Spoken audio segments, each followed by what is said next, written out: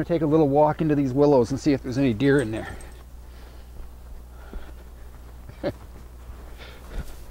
Look at I guess we'll follow the highway in. Yeah, don't get lost, Jake. You might not find your way back out again. Isn't this something? I'm always so thrilled to see this, Randy, because, you know, 10, 15 years ago, this was an open spot in my connection of cover, and it was wet. No matter what I planted, it would die out. I'm like, man, I got to come up with something. I got to come up with something. And I found these Streamco willows online, did some research on them. They really like this habitat.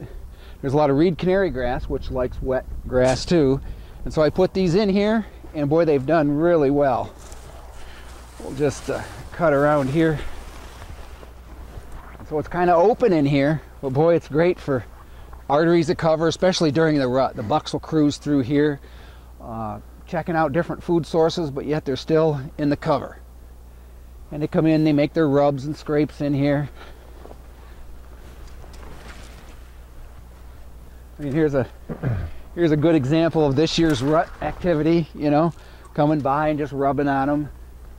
And you can see, I mean, they just take to this kind of cover that you produce for them.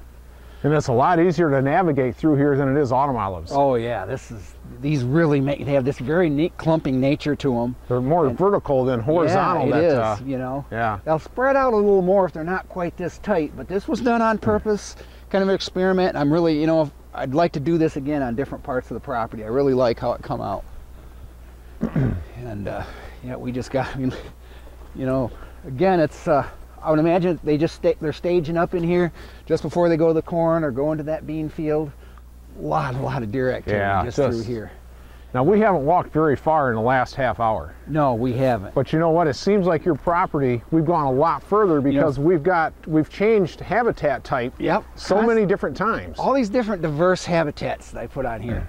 And we've really been focusing on this 7 acres. It's really, you know, it's sort of my gemstone on my deer management because of all the different diversity, the food sources, and the connected cover, as I call it. Every type of cover, even though it changes in diversity, connects from one to the other.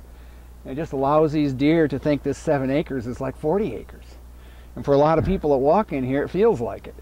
You know, there's just all kinds of, it'll take us quite a while to make our trip through here.